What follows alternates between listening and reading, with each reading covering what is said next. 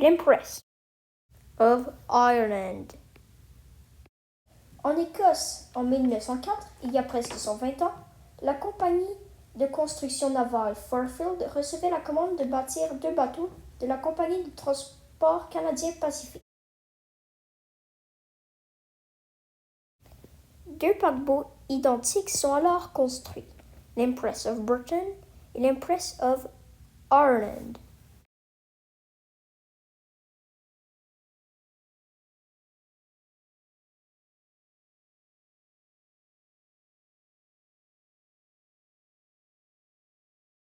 Le 11 novembre 1905, l'Empress of Britain se lance le premier sur le fleuve Clyde en Écosse.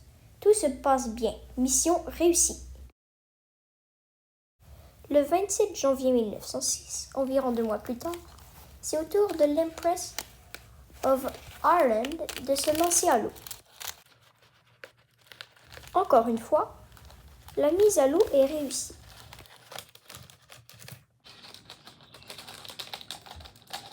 Le paquebot luxueux naviguera paisiblement pendant 8 ans.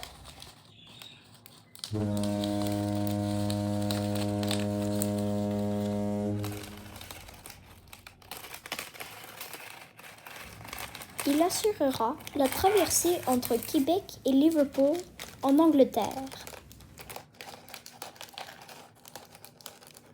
La traversée de l'Atlantique dure 6 jours.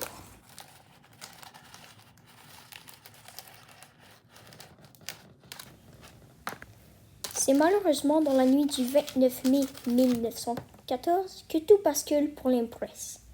Les 1477 passagers qui venaient de monter à bord du navire au port de Québec étaient loin de se douter qu'ils vivraient une catastrophe. C'est alors le capitaine britannique Henry George Kendall qui est aux commandes de l'Empress. Il est assisté par le capitaine québécois Adélard Bernier. À l'époque, il était obligatoire qu'un pilote québécois assure le passage du fleuve Saint-Laurent. Arrivé à Pointe-au-Père, le capitaine Bernier descend et laisse les commandes dans les mains du capitaine Kendall pour la suite du voyage. Il est 1h20 du matin. Pendant ce temps, le cargo norvégien Storstad rempli de charbon se dirige vers Pointe-au-Père. Vers 1h55 du matin, un épais brouillard s'est formé sur le fleuve. Le Storstad tente d'éviter l'Empress, mais hélas, il fonce au plein centre du paquebot. Le Storstad est resté 2 minutes accroché à l'Empress avant de réussir à s'enlever.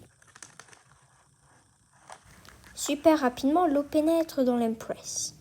En seulement 14 minutes, l'Empress coule.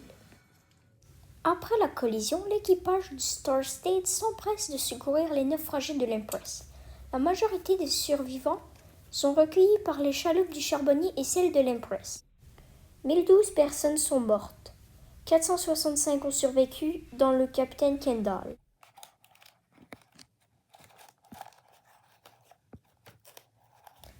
Le Storstad a pu se rendre à basse vitesse au port de Montréal où une enquête policière a eu lieu. Au final, aucun des 2 capitaines n'a été reconnu coupable.